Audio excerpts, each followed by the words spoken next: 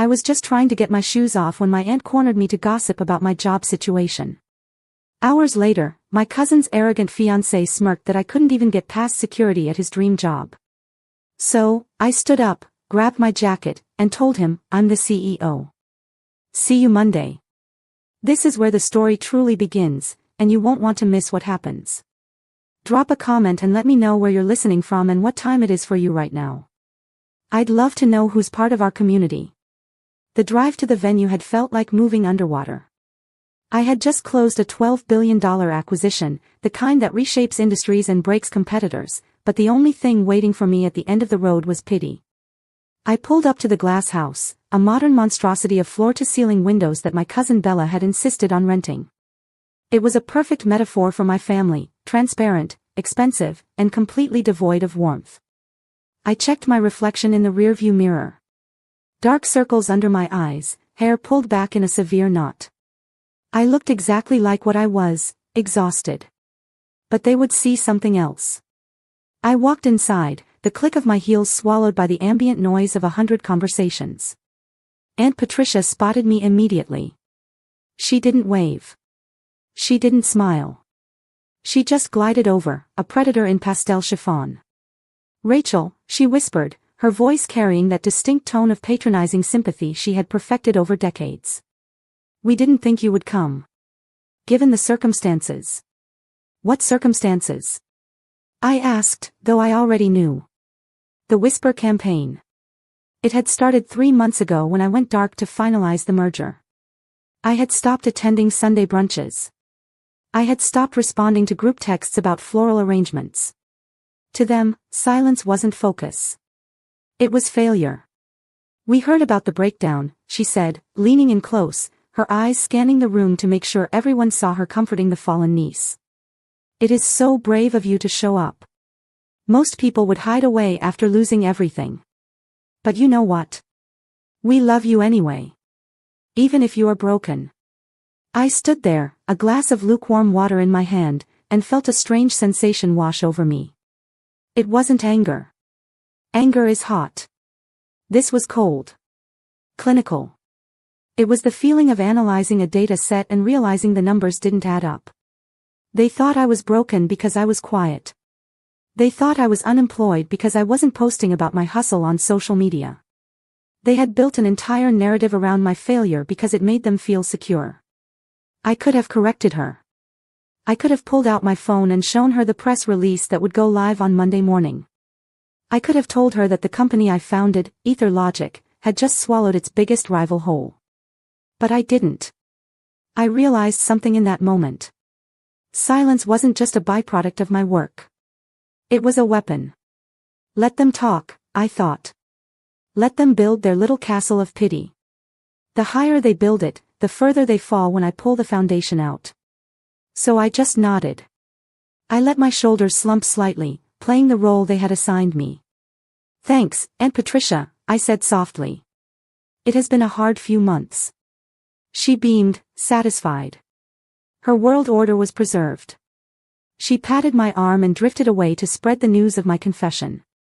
I moved to the edge of the room, finding a spot near a pillar where I could observe. That is what I do. I am not the life of the party. I am the architect. I watched them. Bella, posing for photos with a ring she couldn't afford. Caleb, her fiancé, holding court with a group of men, his gestures wide and arrogant. I watched, and I gathered data. I noted who laughed at Patricia's whispers. I noted who looked at me with genuine concern and who looked with glee. I was building a file. And in my world, a file is more dangerous than a gun. The evening was just beginning, and they had no idea that the woman standing in the corner wasn't a victim. She was the auditor. And the audit had just begun. Dinner was announced, and we filed into the main hall. I was seated at the end of the table, naturally. The place for children and failures. Caleb sat at the center, flanked by Bella and Patricia. He was 29, loud, and radiating the kind of unearned confidence that usually signals deep insecurity. He was wearing a suit that was too shiny and a watch that was too big. "So, Caleb," Patricia said, her voice projecting to the back of the room. "Tell us about the big interview. We are all so excited. Caleb leaned back, swirling his wine. It is a game changer, he said. Ether logic. You guys probably haven't heard of it, it is pretty niche tech stuff. But they are the future.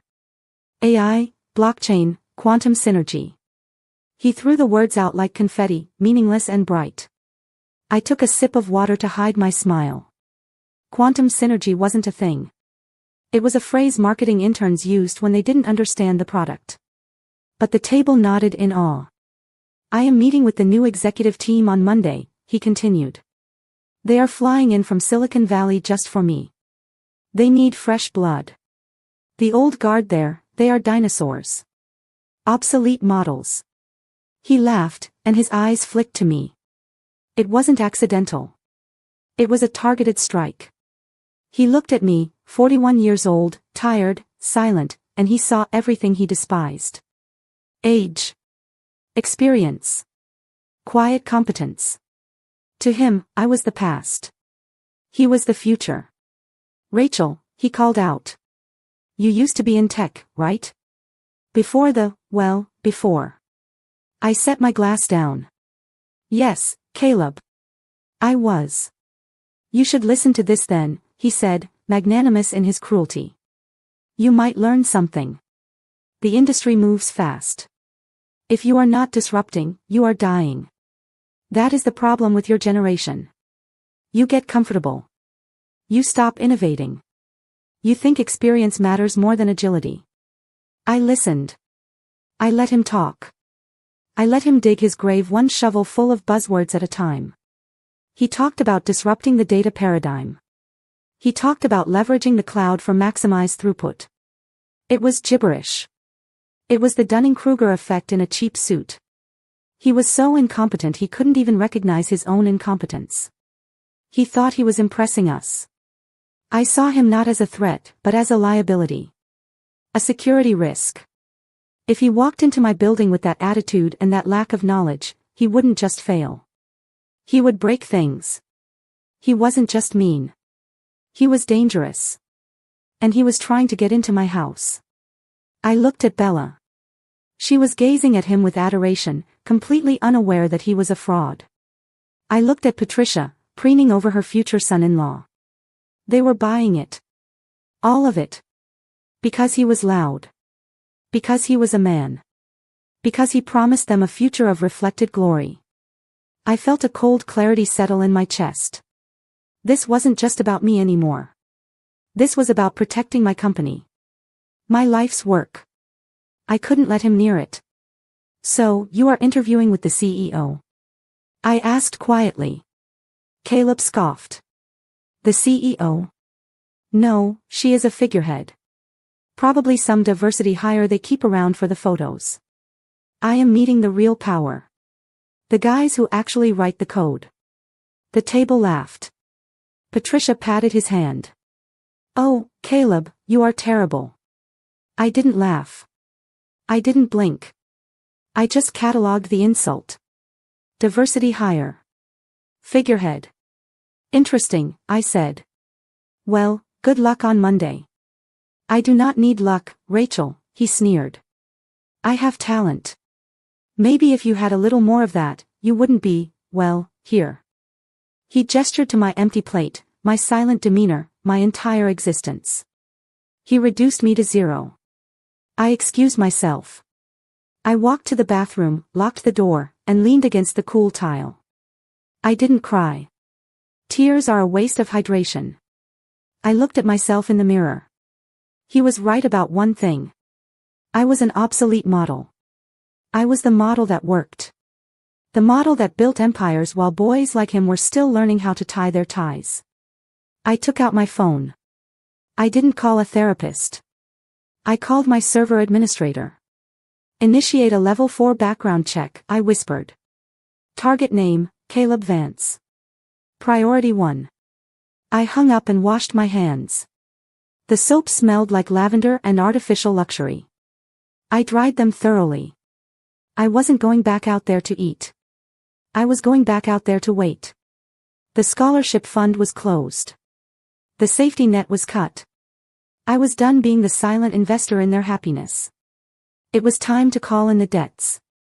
I walked out of the bathroom and found a quiet corner in the hallway.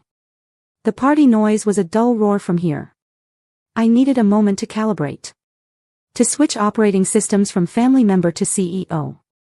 I thought about the check I had written just last week. $85,000. It had gone to a debt consolidation firm to clear Patricia's gambling debts.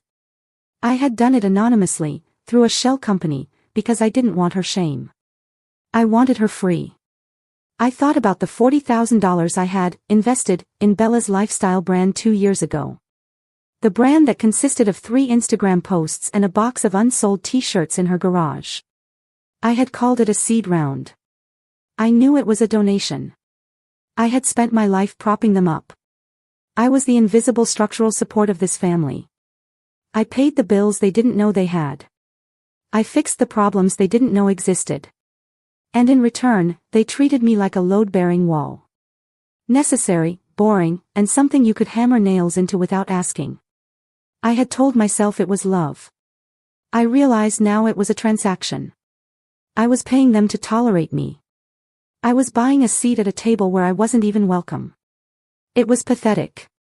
The realization didn't hurt. It just clarified things. It was like finding a bug in the code.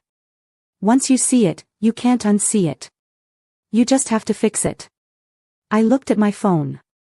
The background check was running. The data was compiling. I could feel the hum of my servers miles away, working for me. My real family. My silicon children. I went back into the room. I sat down. I watched Caleb finish his wine. I watched Patricia laugh. I watched Bella preen. I didn't say a word. I just waited. The clock was ticking down to Monday morning. And when that alarm went off, they were going to wake up in a very different world. The drive home was the only time my pulse spiked. Not from fear, but from anticipation. I didn't go to my bedroom. I went straight to my home office, a climate-controlled sanctuary that hummed with the sound of my private servers. This was my war room. This was where I felt safe. I logged in. The dual monitors flared to life, casting a blue glow over my hands. I didn't need coffee. The adrenaline of the hunt was enough. I pulled up the background check. It was already 60% complete. I watched the progress bar crawl forward, a digital predator stalking its prey. While it loaded, I pulled up Caleb's LinkedIn profile. It was a masterpiece of fiction. Senior Director of Strategy. Visionary. Blockchain evangelist. It was a house of cards built on a foundation of fog. The progress bar hit 100%. The file opened. I read it. I read it twice. Then I leaned back in my chair and let out a short, sharp laugh. It was better than I had hoped. It was catastrophic. Caleb wasn't a senior director. He never had been. He was a mid-level project manager who had been fired 6 months ago for gross negligence. He hadn't just been incompetent, he had been dangerous. He had flagged clean data as corrupt to cover up his own missed deadlines. He had cost his previous firm millions in lost server time. He wasn't headhunted. He was blacklisted. I dug deeper into his financials. It was a sea of red. Maxed out credit cards. A leased BMW he was 2 months behind on. He was drowning, and he was using Bella as a life raft. He wasn't marrying her for love. He was marrying her because he thought our family had money. He thought he was marrying into a safety net. He had no idea he was marrying into a minefield. I spent the rest of the night preparing. I didn't sleep. I built a dossier. I printed out his termination letter. I printed out his bank statements. I printed out the logs of his data corruption. I organized them into a binder, tabbed and color-coded. It wasn't just evidence. It was a weapon. I sent a secure message to my head of security at EtherLogic. Monday morning. 9 a.m. Caleb Vance. Do not let him wait in the lobby. Escort him directly to the secure briefing room. Disable all recording devices. I wasn't going to interview him. I was going to dissect him. By the time the sun came up, I was ready. I showered, dressed in my sharpest suit, charcoal gray, tailored to kill, and drove to the office. The city was waking up, oblivious to the execution that was about to take place. I felt calm. Cold. Absolute. Monday morning arrived with the precision of a Swiss watch. I was in my office, watching the security feed on my tablet. Caleb walked into the lobby at 8:50 a.m. He was wearing the same shiny suit. He walked up to the reception desk like he owned the building. I watched him snap his fingers at Sarah, my receptionist, a woman with a doctorate in communications who spoke 4 languages. He didn't even look her in the eye. He just tossed his identification on the counter and checked his watch, performing impatience for an audience of 1. "I'm here for the executive team," I heard him say through the audio feed. "Don't make me wait." Sarah smiled that tight, professional smile that meant she wanted to strangle him. "Right away, Mr. Vance. Please follow security." 2 guards, men the size of vending machines, stepped out. Caleb's confidence faltered for a microsecond, then returned. He thought this was the VIP treatment. He preened. He adjusted his tie. He followed them into the elevator. I switched feeds. I watched him enter the secure briefing room. It was a windowless box designed for high-stakes negotiations. Soundproof. Sterile. Intimidating. There was a single metal table and 2 chairs. No water. No windows. Just silence. I let him wait. 5 minutes. 10. I watched him check his watch. I watched him tap his foot. I watched the arrogance slowly bleed out, replaced by the creeping unease of a man who knows he is in over his head but doesn't know why. At 9:15, I walked down the hall. I didn't knock. I swiped my biometric pass and the heavy steel door hissed open. I stepped inside. The door sealed behind me with a mechanical thud. Caleb spun around, a charm offensive ready on his lips. "About time," I was wondering when. The words died in his throat. He looked at me. He looked at the empty room. He looked back at me. His brain stuttered, trying to reconcile the obsolete model from the dinner party with the woman standing in front of him, radiating absolute authority. "Rachel," he stammered. What are you doing here? Did you sneak in? You can't be here. This is a secure area." I didn't answer. I walked to the table and dropped the binder. It landed with a heavy slap that echoed in the small room. I sat down. I gestured to the chair opposite me. "Sit," I said. It wasn't a request. It was a command. He sat. He looked confused, angry, and terrified all at once. "Is this a joke? Where is the executive team?" "I have a meeting with the CEO." "I am the executive team," I said softly. "And you are looking at the CEO. You?" He laughed, a nervous, high-pitched sound. "You're unemployed. Patricia said you had a breakdown. Stop playing games, Rachel. I'm going to call security." "I am security," I said. "I founded Ether Logic 12 years ago. I wrote the core code you tried to mansplain to me at dinner. I just closed a $12 billion merger that you, in your infinite ignorance, called disruptive. And this?" I tapped the table. "This is my building." The color drained from his face. It was like watching a candle get snuffed out. He slumped in his chair, the shiny suit suddenly looking like a costume. "No," he whispered. "No, that's impossible. Open the binder, Caleb." He stared at it. "Open it." He opened it with trembling fingers. The first page was his termination letter from his last job. Gross negligence. Data manipulation. I can explain," he choked out. "Page 2, I said. He turned the page.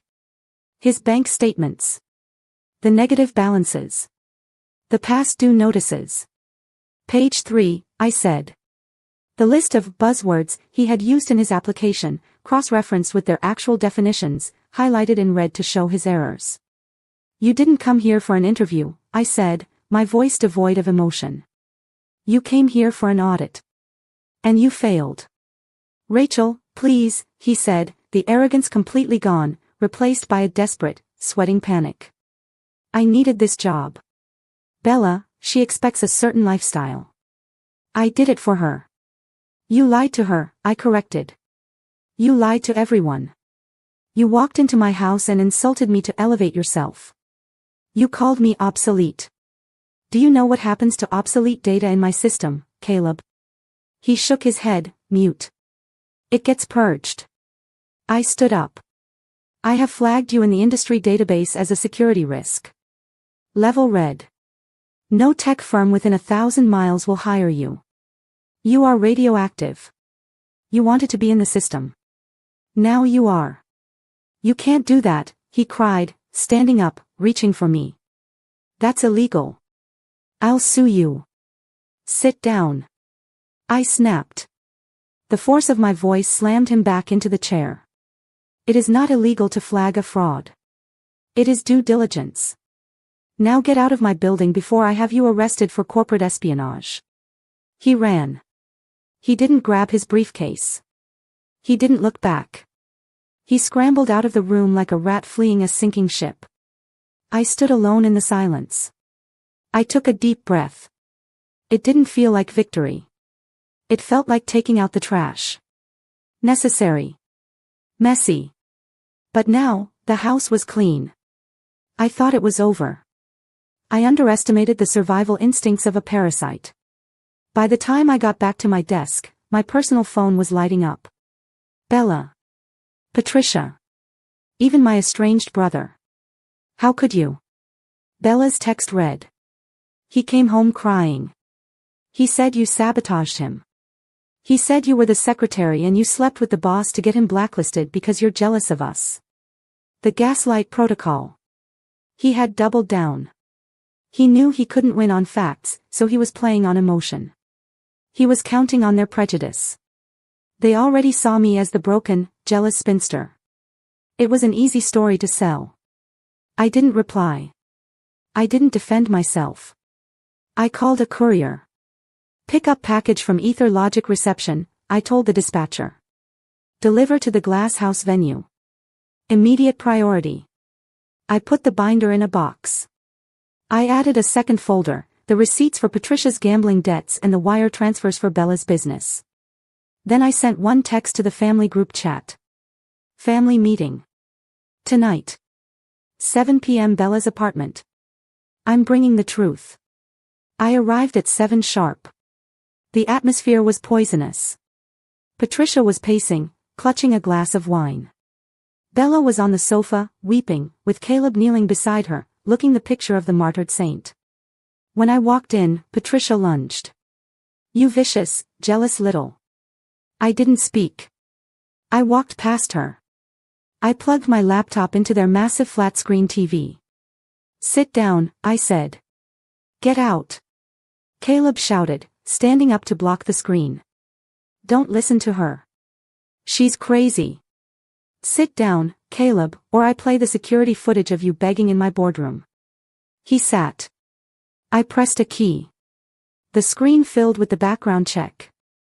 Gross negligence. Fired. This is Caleb's employment record, I said calmly. He has been unemployed for 6 months. He was fired for lying. Bella stopped crying. She squinted at the screen. I clicked next. The bank statements. This is his financial status. He has $42 in his checking account. He is leasing the car with a credit card that is about to default. That's fake. Caleb screamed. She forged it. I clicked next. The receipts. This is the $85,000 I paid to clear Aunt Patricia's gambling debts last week. The room went silent. The air left the room. Patricia froze, her glass halfway to her mouth. Her eyes went wide, terrified. She looked at me, then at the floor. She knew. I clicked next. This is the $40,000 I put into Bella's t-shirt brand. I turned to them. I am the CEO of Ether Logic. I have been supporting this family in silence for a decade. I paid your bills. I fixed your mistakes. And in return, you let this fraud insult me in my own home. I looked at Caleb. He was shrinking, deflating, a balloon losing its air. Here is the deal, I said. I can leave the security risk flag on your file. You will never work in tech again. Or I can lift it. Caleb looked up, hope sparking in his eyes. But, I continued. You will accept a job at one of my subsidiaries. Data entry level 1. Manual image tagging for AI training. It is tedious, mind-numbing work. You will report to a 22-year-old intern named Kevin. The pay is minimum wage. You will work there for 1 year. You will pay off your debts. And if you quit, the flag goes back up. I looked at Bella. And you? You can stay with him and live on minimum wage, or you can wake up. I unplugged my laptop. I didn't wait for an answer. I walked to the door. Rachel, Patricia whispered. I didn't know. You didn't ask, I said. I walked out into the cool night air. I didn't feel heavy anymore. I felt weightless. Caleb took the job. He sits in a cubicle for 8 hours a day, clicking on pictures of traffic lights to train self-driving cars. He is miserable. It is the gilded cage I built for him. Bella left him 2 days later. She is currently working as a receptionist at a real estate firm, actually working, for the first time in her life. I sat in my office at Ether Logic, looking out over the city skyline. The silence here wasn't lonely. It was peaceful. It was the silence of a machine running perfectly. I had cut the financial cords. Patricia was on her own. Bella was on her own. I was no longer the load-bearing wall. I was the architect of my own life. I realized then that silence wasn't just a weapon. It was a shield. It was a filter. It kept the noise out and let the truth in. They had mistaken my silence for weakness, but it was the only thing that had kept them afloat. Now,